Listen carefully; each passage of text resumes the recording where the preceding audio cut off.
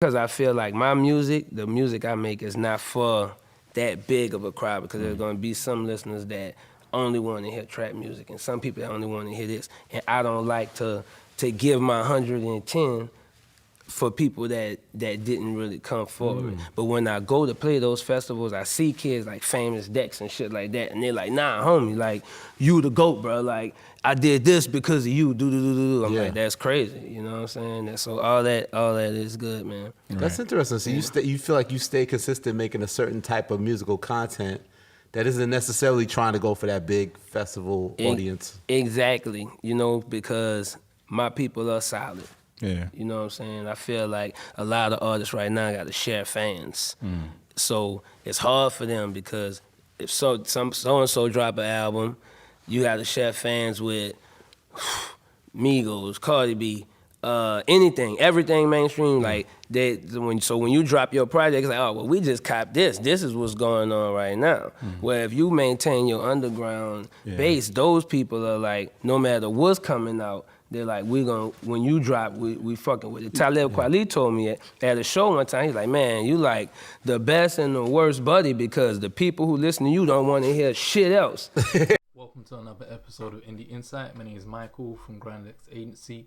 We teach independent musicians, producers, and record label owners how to attract, grow, and monetize their music using paid marketing.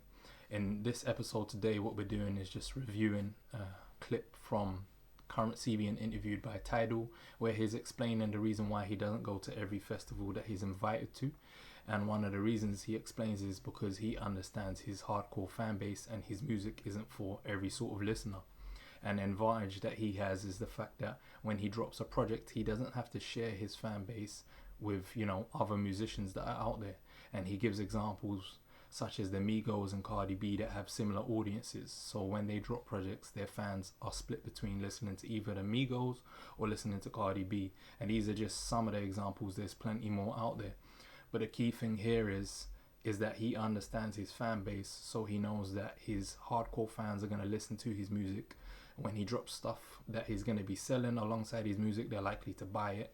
And he knows that his hardcore fans are, ready to listen to his music whenever he drops.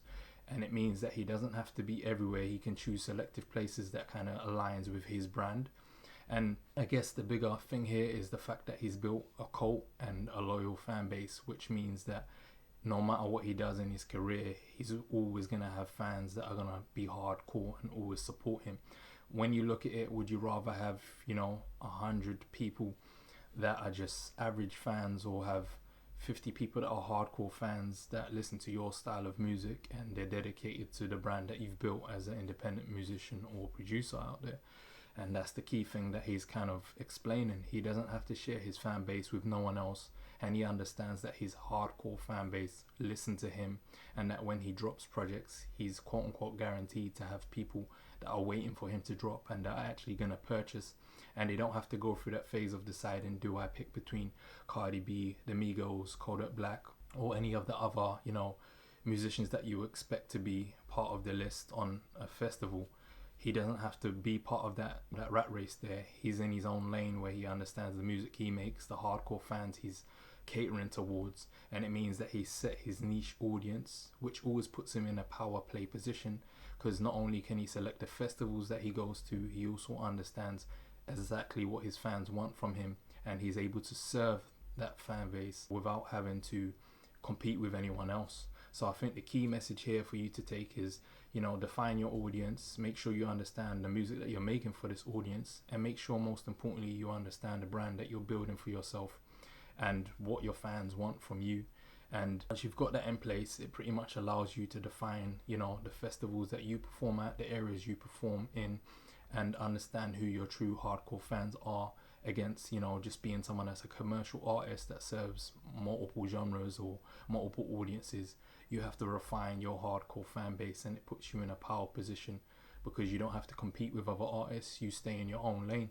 So I think that's the key message for you to take from this today. If you've got any of your own comments about the video that you've just watched between Curren and Tidal and the points that he's made, be sure to comment down below, and I'll see you guys in the next episode.